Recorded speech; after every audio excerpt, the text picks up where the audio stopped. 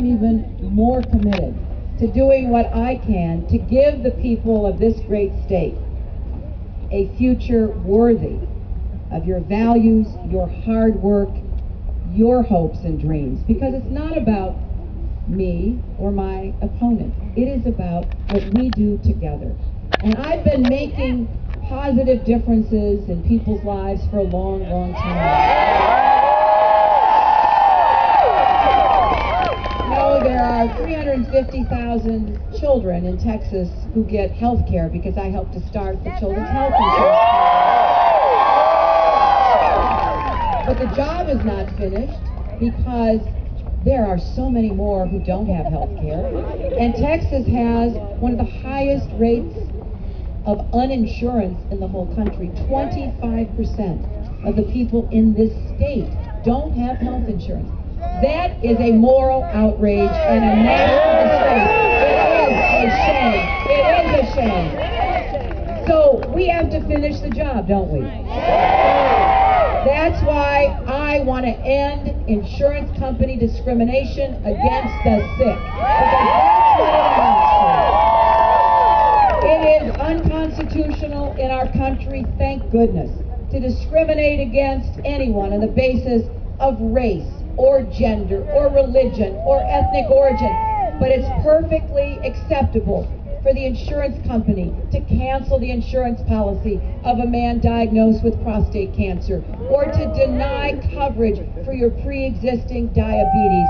I will get the insurance companies out of the way, and we will finally have universal health.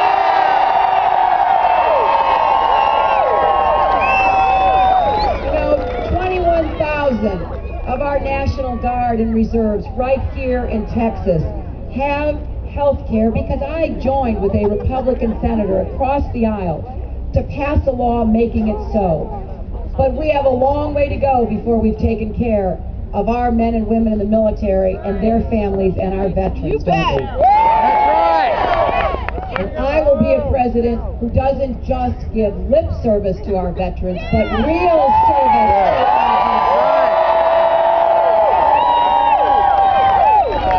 And you know, on the economy, we have to create more good jobs for Texans and Americans. You can't vote for Dick Cheney's energy bill and then turn around and say that you're going to have a different energy policy. What I am going to do is to help us create clean, renewable energy jobs right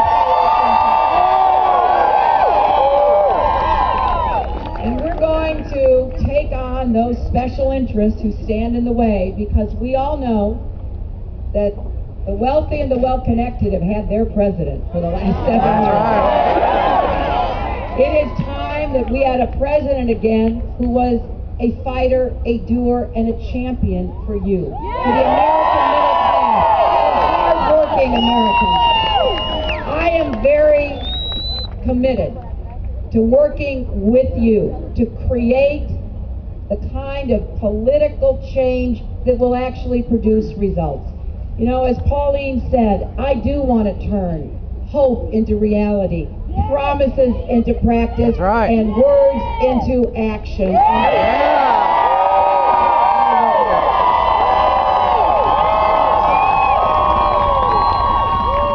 This is going to be a spirited election between now and March 4th. I am thrilled at the depth and breadth of support I have across the state. It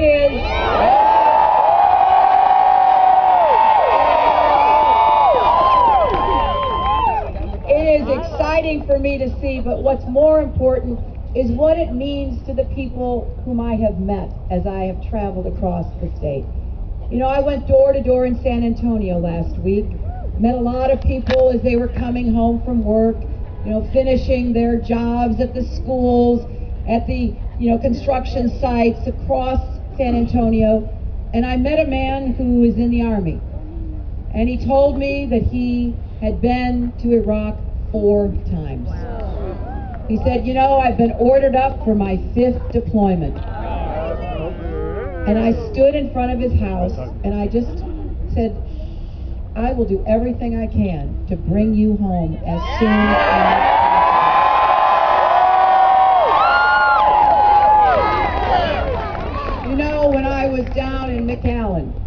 I met a mother who said, I'm working 2 jobs. I can't work any harder. I'm a single mom. Neither of those jobs, both of them together, give me health care. And I make too much money to be eligible here in Texas for the Children's Health Insurance Program. It is a shame. Texas could do a whole lot better in taking care of the children. And she looked at me and she said, what am I supposed to do? I said, well, I want you to know this, that if you will give me not just your vote, but your trust, I will work until you are taken care of and you do not have to worry about whether your children.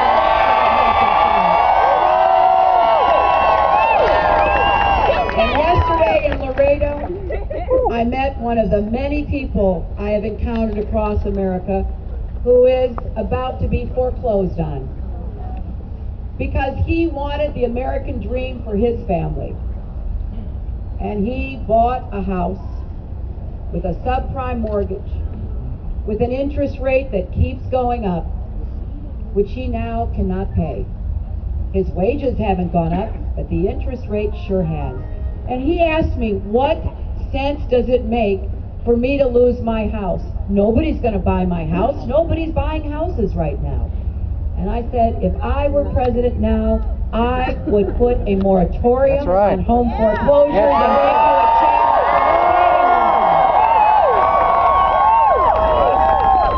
There is so much we can do together that will make our country better. And there are real differences in this campaign. You saw some of that last night. I have a plan to provide affordable health care to everyone. My opponent does not. And what that means is we will continue to leave people out. The insurance companies will continue to be able to charge outrageous rates. We will not get the prevention that we need by covering everyone. And anytime someone goes to the emergency room for care because they don't have insurance, that is like a hidden tax on everyone who does. There is no debate. We have to get to universal health care. I will deliver that if you give me more.